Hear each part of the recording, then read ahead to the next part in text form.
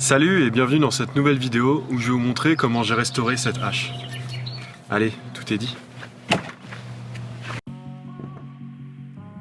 Pour commencer, la tête de hache est couverte de rouille et elle a pris pas mal de chocs au cours des années. Le manche quant à lui est encore solide, mais il est complètement vermoulu et il a une grosse fissure sur le côté.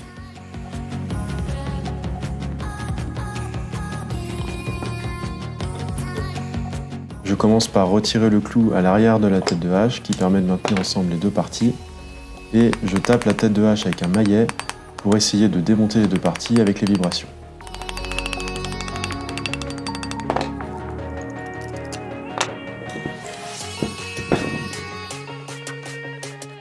J'essaye une première technique pour retirer la rouille qui consiste à laisser tremper dans du vinaigre blanc.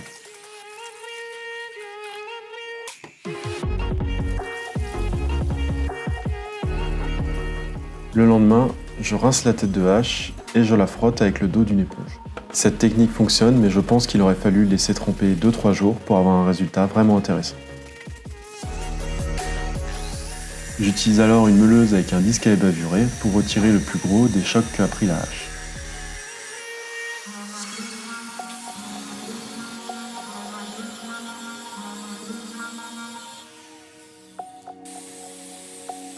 Je change le disque à bavuré pour une brosse à laiton et là le résultat est superbe.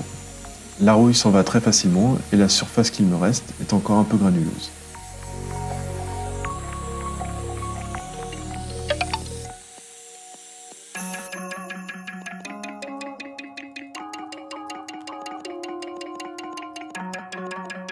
Pour les endroits qui ne sont pas accessibles avec la meuleuse, j'utilise une Dremel avec une meule.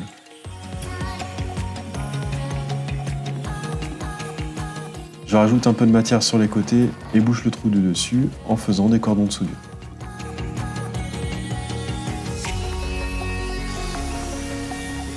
Je passe un disque à lamelle avec un grain 80 pour polir une première fois la surface.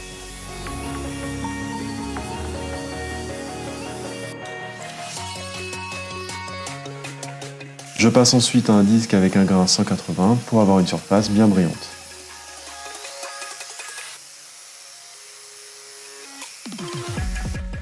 Pour le manche de la hache, j'utilise l'ancien comme modèle, puis je lui rajoute des courbes pour avoir une meilleure prise en main.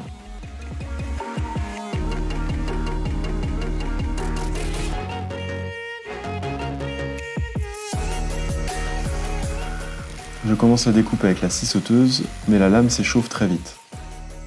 Je passe alors à la scie à ruban qui découpe le merisier comme du beurre.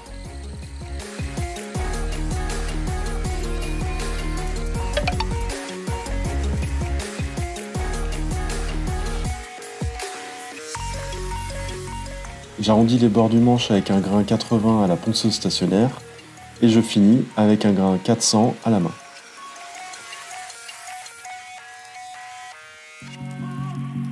Ensuite, je dépoussière le manche et je finis par appliquer une cire pour protéger le bois.